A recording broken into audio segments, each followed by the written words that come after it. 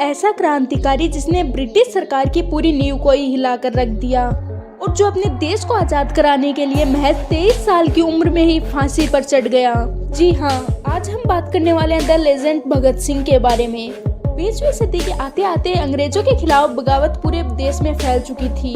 भगत सिंह के चाचा अजीत सिंह और पिता किशन सिंह दोनों गद्दार पार्टी के सदस्य थे। 28 सितंबर 1907 को भगत सिंह का जन्म हुआ।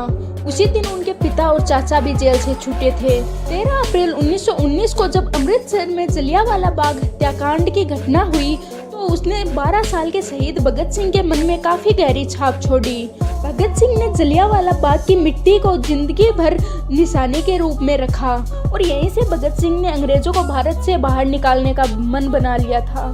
जब गांधी जी ने अंग्रेजों के खिलाफ 1921 में असहयोग आंदोलन किया, उस समय भगत सिंह ने अपनी पढ़ाई छोड़ दी और आंदोलन से जुड़ गए। उन्होंने सरकारी कपड़ों को जलाया और इस आंदोलन में बढ़ चढ़कर हिस्सा लिया। लेकिन जब गांधी जी ने 1922 में चौरा चौरा में हुई हिंसा के कारण आंदोलन वापस ले लिया तो यह सुनकर भगत सिंह को बहुत ज्यादा बुरा लगा और तभी भगत सिंह का अहिंसा से विश्वास उठ गया। उनको लगने लगा कि सशस्त्र क्रांति ही स्वतंत्रता दिलाने का एकमात्र उपाय है। जिसके बाद भगत सिंह ने 1923 में फिर से पढ़ाई शुरू करने के लिए लाला लाजपत राय द्वारा स्थापित राष्ट्रीय विद्यालय में अपना एडमिशन लिया। भगत सिंह पढ़ाई में बहुत ज्यादा अच्छे थे। उनको उर्दू, हिंदी, गुरमुखी, अंग्रेजी और संस्कृत भाषाओं में महारत हासिल थी। पढ़ाई के साथ ही यह विद्यालय क्रांतिकारी गतिविधियों का केंद्र भी था। वहीं पर भगत सिंह के सुखदेव और कई सारे क्रांतिकारियों से मुलाकात हुई। जिसके बाद भगत सिंह ने चंद्रशेखर आजाद के गद्दार दल को ज्वाइन कर लिया। उन्होंने चंद्रशेखर आजाद के साथ मिलकर अंग्रेजों के विरुद्ध आंदोलन शुरू कर दिया। 9 अगस्त 1925 को भगत सिंह, राम प्रसाद, शेखर आजाद जैसे कई क्रांतिकारियों ने मिलकर शाहजहांपुर से लखनऊ के लिए चली 8 नंबर डाउन पैसेंजर से काकोरी नाम के छोटे से स्टेशन पर सरकारी खजाने को लूट लिया। यही घटना काकोरी कांड के नाम से आज इतिहास में प्रसिद्ध है। इस घटना के बाद जब राम प्रसाद और उनके 4 साथियों को फांसी की सजा सुनाई गई और 14 क्रांतिकारियों को कारावास की सजा सुनाई गई, इसी दौरान भगत सिंह पर घरवालों की ओर से शादी का दबाव पड़ने लगा, जिस कारण भगत सिंह घर से भागकर कानपुर आ गए। बाद 1928 में भगत सिंह ने दिल्ली में क्रांतिकारी बैठक में भी हिस्सा लिया। तभी 1928 में इंग्लैंड से साइमन कमीशन भारत के दौरे पर आया हुआ था, लेकिन उनमें एक भी भारतीय नहीं होने के कारण लाहौर में लाला लाजपत राय के संरक्षण में भगत सिंह व उनके साथियों ने साइमन कमीशन का विरोध किया और नारेबाजी भी की, जिस कारण अंग्रेजों ने लाला लाजपत राय के लोगों पर लाठीचार्ज किया। इस पर उन्होंने लाला लाजपत राय को मेन टारगेट माना और उन्हें बुरी तरह से जख्मी कर दिया। इस कारण लाला लाजपत राय की वहीं पर मृत्यु हो गई।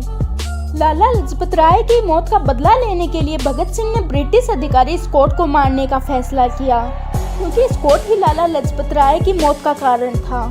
इसके बाद भगत सिंह और उनके साथी स्टॉक को मारने के लिए गए, लेकिन उन्होंने स्टॉक के बदले सहायक अधीक्षक को मार दिया। के कारण भारतीयों को अधिकार और स्वतंत्रता देने की बजाय असंतोष का कारण खोजने के लिए अंग्रेजों ने दमनकारी नीति का इस्तेमाल किया। लेकिन भगत सिंह को यह बात बिल्कुल भी अच्छी नहीं लगी। सभी चाहते थे कि ब्रिटिश सरकार को पता चलना चाहिए कि अब सभी हिंदुस्तानी जान चुके हैं। यही साबित करने के लिए उन्होंने केंद्रीय विधानसभा में जहां बैठक होने वाली थी वहां बम फोड़ने की योजना बनाई। लेकिन उस समय भगत सिंह का उद्देश्य किसी को मारना नहीं था।